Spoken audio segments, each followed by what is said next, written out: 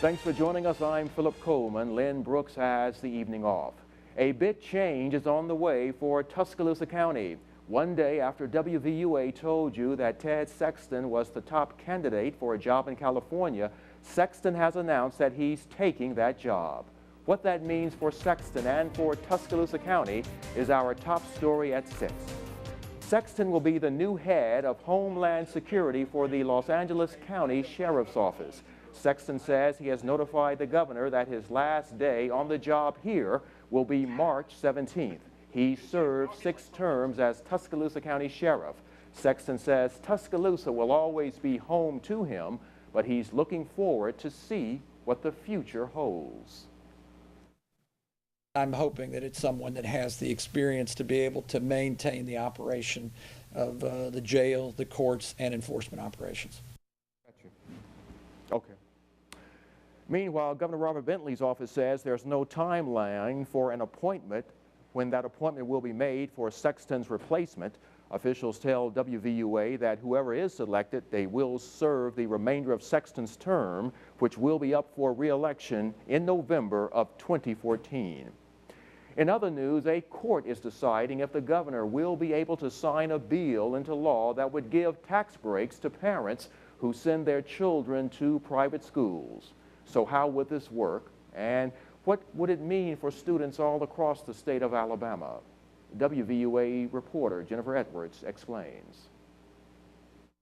As the current bill stands, parents of children in a failing public school zone could receive an income tax credit to offset the cost of a private school or transferred to a non-failing public school. The sponsor of the bill estimates the yearly tax credit would be about $3,500. For a school to be considered failing, it would need to meet one of 5 qualifications outlined in the bill.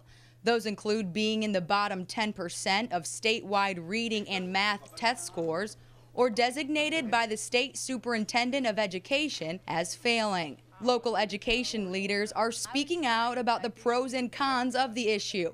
William Tennell with the Alabama Education Association says the current bill doesn't help education, it hurts it. It goes back to what the sponsor and the governor say about the bill. If this bill is to help a child who is in a failing public school get a better education, why aren't we investing in that failing public school? If one child or 2 or 10 children leave a failing public school and go to a private school and get a better education, that's great.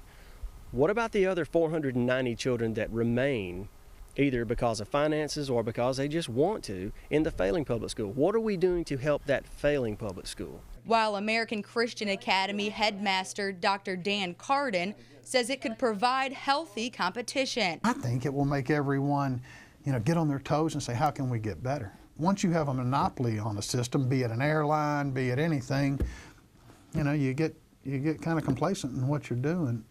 Everybody, including us, needs to examine where we are and say, how can we reach the next level? How can we continually get better?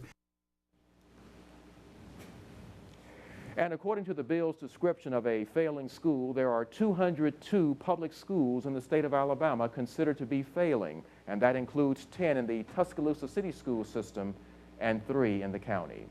Now, on your home team Crime Watch, brand new information about what investigators are doing to solve the homicide of a Tuscaloosa woman. It's been 11 days since 73-year-old Kate Ragsdale was found dead inside her home in the Highlands neighborhood. Authorities tell us they've enlisted the help of other agencies, including the FBI, out of Quantico, Virginia. Tuscaloosa Metro Homicide Captain Lloyd Baker tells WVUA they have spent countless hours at the crime scene, canvassing the neighborhood, and leads are still coming in.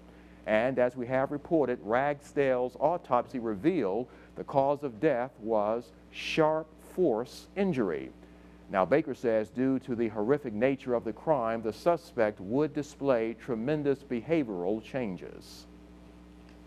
One of the things we need the most from the public is help as far as identifying a suspect. We want to reiterate the profile that was given to us by former FBI agent Charles Dorsey that indicates that the person who did this horrific crime will most likely be displaying tremendous behavioral changes, and that should be noticeable to the people around him.